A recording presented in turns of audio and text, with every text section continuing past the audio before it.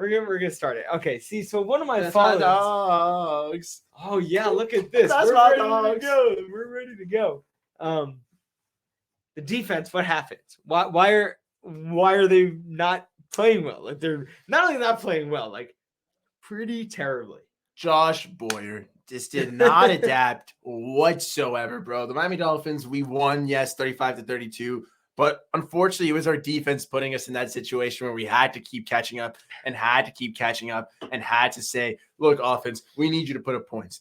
And, you know, I'll cut them some slack because ordinarily the defense has not been like that. And yes, we've lost Brandon Jones. Yes, we've lost Nick Needham. We still don't have Byron Jones back. Like the hits keep coming. But at some point, Josh Boyer has to adapt. He sees Justin Fields running over us. He has to. He can't just be like, nah, he's going to be tired, bro.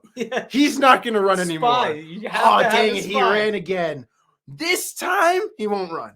And then he runs again. Exactly. Once he reaches 100 yards and a touchdown, then you put somebody on him. At some point, it was either a handoff or a fake QB run. And it was like, just put someone to stop the run. They're not passing the ball. And Josh Boyer's like, nah. And they should have caught the ball, too, in the last drive in that fourth down. It was a great throw by Fields. X got beat on the route by St. Brown and just went right through the hands. I don't know. I don't know what's going up. It's a little what's tough, going on bro. with him. It is tough. He's having a tough year. I hope he figures it out. Cap for life. What is good, boss man? I still think he's got it in him. Obviously, we all know he has it in him. But it's been a pretty shaky start. Dude, the 3-foot rule, man. 3-foot rule. You know, that table is ordinarily would be put over here, but then I feel like I'll lose my decor, man. And then this mic, I don't know how powerful it is. So, Cap, if you want to tell me how good we're sounding, how far we can get, I can get even. We can test it out. I can stay freaking far away from this. Violent. Oh, thanks for tuning in, though, boss. Yeah. I think, though, Miami Breaker, was our defense that bad or Fields that good? Definitely a mix of both. Like, I think Fields was running very well. But I definitely at times like our the middle level of our defense could not tackle at all. Like they would get a hand on him. Like the play where Phillips was there and then Ingram was there and then it was everyone was just a. I mean, yes, it was pretty bad. It was pretty bad. And I will say the thing that worries me is that it's now been like you say it hasn't happened a lot, but to me it's happened a couple times that have been very noticeable. All game last game, against the Bears, all game like defense didn't really have an answer. Last week against the Lions, although we fixed it in the second half and like shut them out in the second half, you can't. They went 5 drives and scored 5 times. That can't happen. And we saw it happen in Baltimore in the second week of the season. Baltimore scored 30 points in the first half or something, and we needed a miraculous fourth quarter comeback. Like we can't keep getting ourselves in those situations. And while it's been okay because the offense is insane, something's got to change, right? Something got to figure it out. Hopefully, I'm a little worried about our pass rush. I'm hoping Bradley Chubb comes through now. It's been a little non-existent the past couple of weeks. Not really a lot of pressure on the quarterbacks. Not a lot of sacks. I think if we can get more pressure consistently and Chubb can do that, I think that might start a little ripple effect. Yeah, man. Like I hope like that one little piece that'll allow the floodgates to open up. Like when Melvin Ingram got that sack on Fields, I thought, oh snap, here's the time where the Dolphins were going to turn it around and just unleash the hammer, pass rush. No. And no, that was I think it was just the Melvin Ingram sack. Like that was the only sack of the game, right? It was the first, and I think it was the last sack of the game. So at that point, what I wanted to see from the Dolphins defense is I want Chubb to a little activate a bit. You know, we are playing the Browns, we're playing Jacoby Brissett. Hoping we get a little loud, we get the pass rush. Who we got next? Oh yeah, like as much as I want to see us get a little exotic with it, a little crazy, and get some blitzes in, I also don't know, bro, if like we have the secondary capability for that.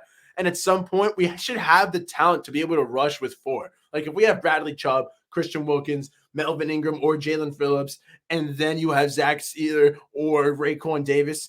Like, come on. Like, that's a monster front 4. You should be able to generate some pressure, right? And like they're all good. Like you should, and we have generated pressure. Like last year, we generated pressure this game. We were top in pressure or whatever, but it means nothing. It means nothing. Yeah, pressure means nothing. Clearly, it didn't work because Justin Fields just ran away from the pressure. even with the mobile quarterback, especially, it doesn't really work. You know what I'm saying? Yeah. Like you pressure a mobile quarterback, it's almost like, okay, you pressure him. Now he's going to run. It was also, I watched the highlights back today. That last bomb to Claypool was definitely pass interference on Keon Crossan. But that's okay. Boss man, We'll take Batman. it. Yeah, Boss man, we'll take a calling. good call. Fins up is right. Either way, we are 6-3. We're looking good. The offense is crazy. Tyreek Hill is a monster. He's actually incredible to watch sometimes. Another he's might be the best athlete in the world. He's crazy. Always open. Did you like? Always reliable hands. Surprisingly reliable hands. You know what I mean? He's so fast. Always open. Always fast, and he always catches the ball. Like his balance is amazing. Like he jumps in the air, grabs the ball, he'll get hit, and he'll just land so gracefully. I would be broken. I'd be broken if I was getting hit like that and then landing on the ground. And you know what's crazy about him? No, I don't. You see his backflip? Oh, he was sick. Yeah. Perfect execution. I'm talking 10 on the fly. Perfect execution. Put this man in the Olympics. Yeah. He got the height. He got the full wraparound extension. Yeah. I mean, that was looking good.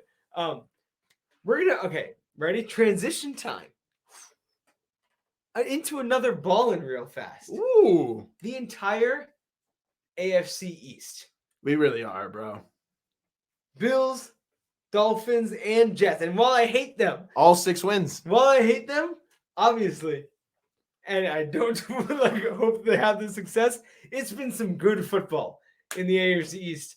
And I guess as a fan of football, that's all you can ask for. That's like how many 6? Yeah, 3 teams with 6 wins through 9 games. I think it's and the Patriots are right behind with 5-4. Like it's not 5-4. Yeah, like it's not like we're really too. Everybody's got a winning record. It is the AFC beast, you know. And for a long time, like they would joke about the NFC beast coming back, and it really has this season. They also have, shout out to the NFC East. Also, your ball is shout out to the East divisions of the NFL. You know, we're the best. The East beast right here. Yeah. Like I'll clap you up for that one. Oh, good one, man. Like shout out to the eastern side. Shout out to the East divisions of the NFL, the real divisions in the NFL, you know. Led by, of course, Colin the 305 Cheetah. But in general, it's insane to see how competitive. I've wanted to see the Dolphins come up and be like, the Bills, your time to reign was short-lived, and we'll come up and at the very least, us two battle it out. And then the freaking Jets decided to speed up their process. Kudos to them. It does bring good football, though. I keep thinking it's fake. I keep thinking that the Jets are not for real. Oh, I don't think they really. Like Zach Wilson's going to shoot them in the ass. I don't trust Zach Wilson. I think it does say something about Salah. I think Sauce Gardner is fully legit. He's always been legit in college, NFL. He's never really backed down. But yeah, I don't believe in Zach Wilson yet. Got to see more, but yeah, good football, and hopefully it's the Dolphins that come out on top. Josh Allen's being looked into for that little UCL injury, you know. He had an injury? Yeah, he's a little banged up right now. If he goes down for 4 weeks, they're saying that's what happened. He was playing through an injury. If he goes down for 4 weeks. 4 weeks, that's what they're saying? That's the estimated recovery time for that injury. That's not what Josh Allen was given. But that would be bad for Buffalo. Bad. I mean, hey. Any Buffalo Billy boys watching this, you know. Who's their backup? I don't care. I think it's Matt Barkley, you know. Oh, it is Matt Barkley, I think. Still? Whoosh, my phone's up there. That's on the webcam. Either way, it's not Josh Allen. Case Keenum, maybe? On the Bills? Either way, it's not Josh Allen. Yeah, Matt Barkley and Case Keenum are the 2 guys I'm getting on the interweb, guys. Someone can correct me on that. But my interns are not working today. At the end of the day, though, they can go screw themselves because the Buffalo Bills told me it was no excuse when we lost Tua and we had to go play out there with Skylar Thompson and Teddy Bridgewater. We dropped 3 games. Yeah. If the Buffalo Bills can be competent and get a game or 2, it'll be scary. Yeah. But if not, I'm sure they can. I think the Bills have a good enough team. I don't know their schedule. What run game do they have to lean on? Naeem Hines? Yeah, bro. Who do they have? Zach Moss and Devin they traded Zach Moss. Singletary. Devin Singletary, and James Cook, Naeem Hines. The greatest backfield of all time. They never had a good running game though. I mean, now it's gonna be sorely exposed. But yes, I don't know who their What I'm schedule saying is, but you're right. It opens it's things in our up. hands, baby. Opens things up. Dolphins still have a couple winnable games in the next 3-4 games. Should all be fairly winnable. So if the Bills have some struggles, you never know. We continue to win when Tua plays, and that's what matters. Tua or Tyreek MVP. Oh, that's close. Probably Tyreek. If Tyreek goes over 2,000 and if he goes over 2,000, if he goes over if he goes over 2,000, what if Hill goes over 2,000 and we win out the season? I think he gets MVP. But this would mean if we win out the season, Tua doesn't lose a single game. Maybe because he's a quarterback, then he would win MVP. But I think that would be a pretty strong wide receiver case to win the MVP, and that's like not very common. But if you're like that consistently above everybody else in the league, every game you're getting 150 yards, I think that's MVP worthy. You get offensive player of the year at least, and then you they'd split them. Then you give MVP to Tua just because it's a quarterback award mainly. But this is in this wild scenario where Tyreek goes over 2,000 and we win out. That means we're finishing 14-3. I think I'd be like frozen. Like, I wouldn't know how to act if we were 14-3.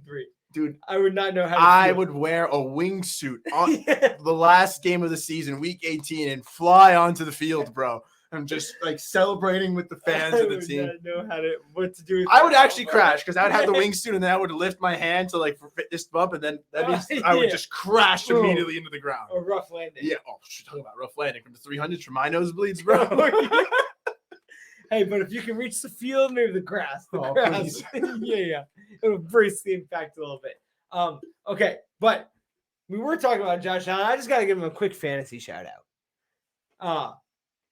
He did not have his best game. Are we wrapping up on Dolphins talk? I think we should wrap up on Dolphins talk. Back to the normal banner. Yeah. We got a couple of things. Don't worry, we'll keep Waddle down there. Waddle can stay.